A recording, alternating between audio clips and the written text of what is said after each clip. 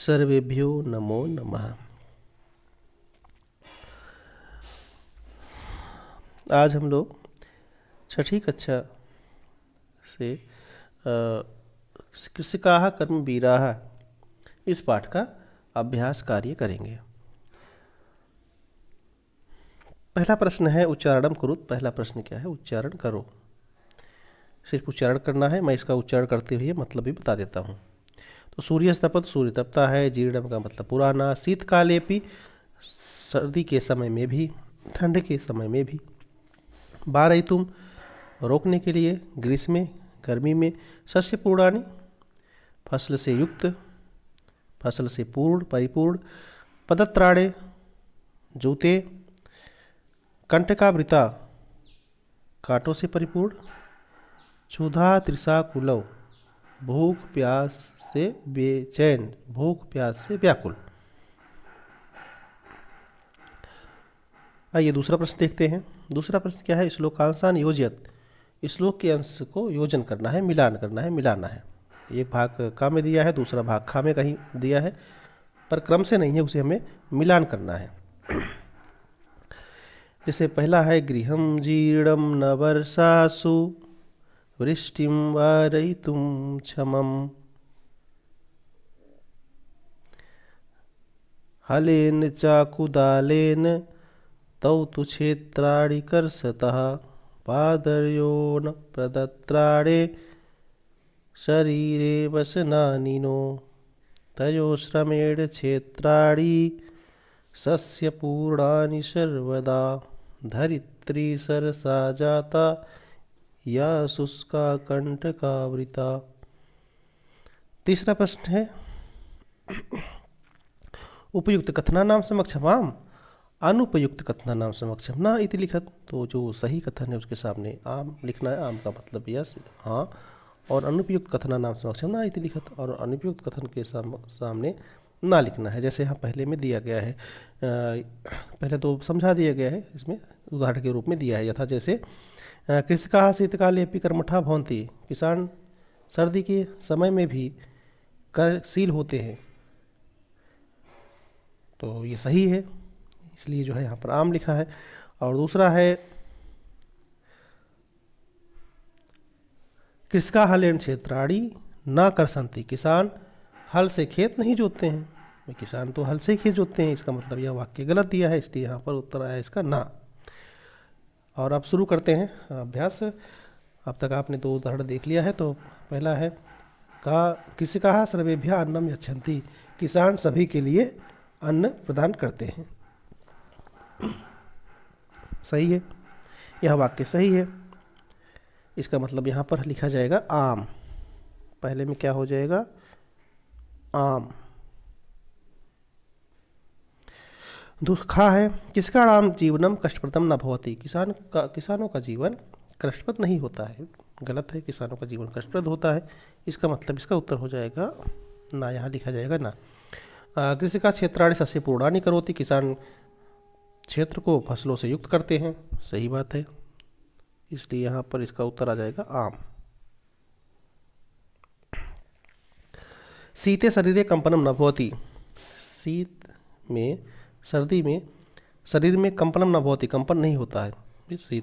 शीतकाल में, शीत के समय में शरीर में कंपन होता है, इसलिए यहाँ पर इसका उत्तर हो जाएगा ना, क्योंकि ये वाक्य गलत है। श्रमेण धरित्री सरसा जाता, परिश्रम से धरती जो है सरस हो जाती होती है। तो वही सही बात है, इसका मतलब यहाँ पर उत्तर ये हो जाएगा आम।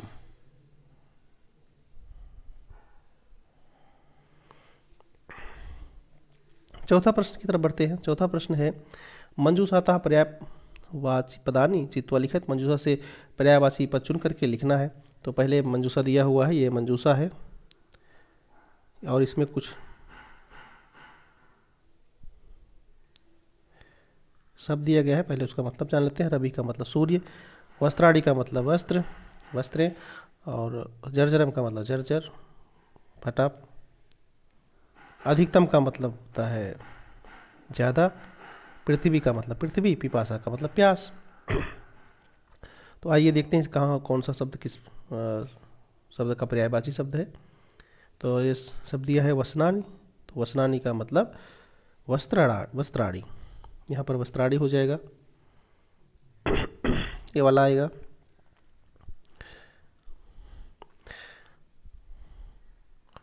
वस्त्राणी।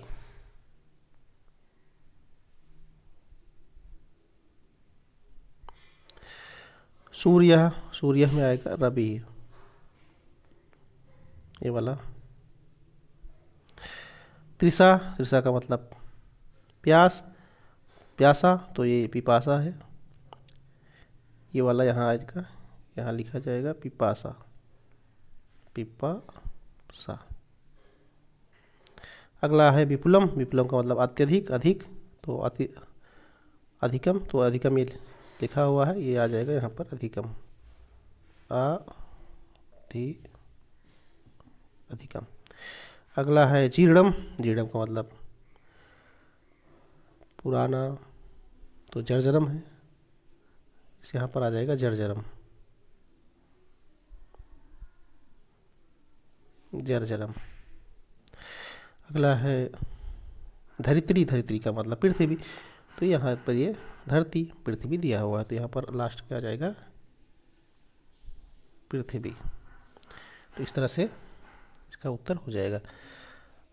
पांचवा प्रश्न की तरफ बढ़ते हैं। पांचवें प्रश्न में क्या है, मंजूषा था विलोम पद अनुचित वाली, इसमें क्या है, विलोम पद को चुनकर लिखना है। पहले तो इसको मंजूषा दिया हुआ है, ये इसका मतलब जान लेते हैं एक शब्द का। तो धनिकम का मतलब धनिक, धनी। नीरसा का मतलब जिसमें कोई रस ना हो, नीरस, रस से विहीन। अक्षमा का मतलब जो सक्षम ना हो। दुखम का मतलब कष्ट, और शीते का मतलब सर्दी में, ठंड में, और पार्श्वे का मतलब पास में। तो आइए इसका हम कौन सा शब्द किस पद के साथ आएगा, उसका विलोम पद क्या है वो हम जानते हैं। तो सुखम, सुखम का मतलब इसका उल्टा हो जाएगा दुखम, तो यहाँ पर आ जाएगा दुखम, दुखम।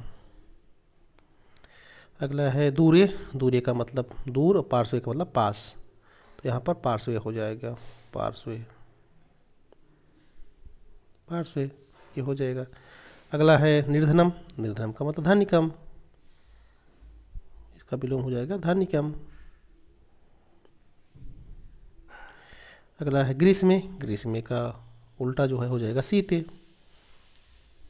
ग्रीष्मे का उल्टा शीते। अच्छा, उसके पहले क्षमम है, क्षमम का उल्टा हो जाएगा अक्षमम, अच्छा, अक्षमम। और यहाँ हो जाएगा शीते, शीते का उल्टा हो जाएगा ग्रीष्मे, ग्रीष्मे। उसके बाद है सरसा, सरसा का हो जाएगा नीरसा, ये हो जाएगा नीरसा, ये हो गया। छठा प्रश्न है, प्रश्न नाम उत्तराणी लिखित, प्रश्नों के उत्तर लिखना है इसको। तो पहला प्रश्न है, कृषकाः केन क्षेत्राणि कर्षन्ति, किसान किससे खेत जोतते हैं।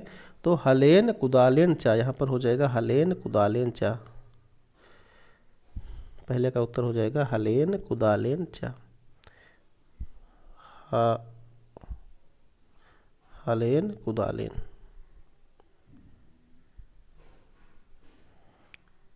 ये हो जाएगा पहले प्रश्न का उत्तर।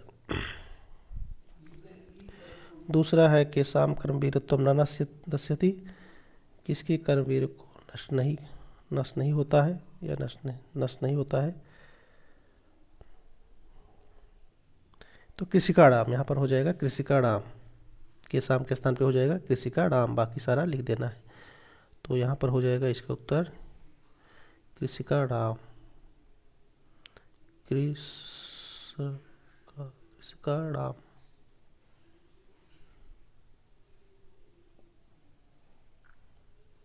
किसका नाम,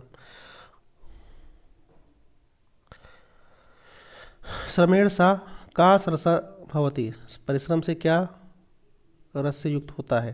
तो धरित्री, इसका हो जाएगा धरित्री, यहाँ पर इसका उत्तर हो जाएगा धरित्री। मैं यहाँ पर लिख देता हूँ इसका उत्तर, इसका उत्तर यहाँ पर लिखना है का के स्थान पर, यहाँ पर लिखना क्या है धरित्री, धरित्री। अगला है किसका सर्वेभ्यः किम किम यच्छति, क्या क्या देता है। तो इसका उत्तर मैं यहाँ नीचे लिख देता हूँ, किम किम के स्थान पे आ जाएगा, बाकी सारा लिख देना है। जैसे क्या होगा, शाकम अन्नम, शाकम अन्नम फलम दुग्धम च, फलम दुग्धम च।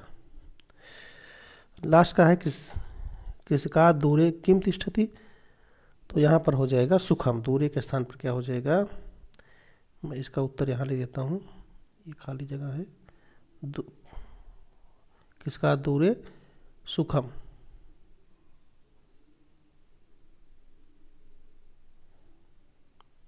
सुखम।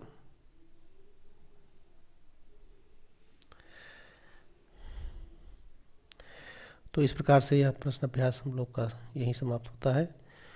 आशा है कि आप सभी बच्चों को ये अच्छे से समझ में आ गया होगा।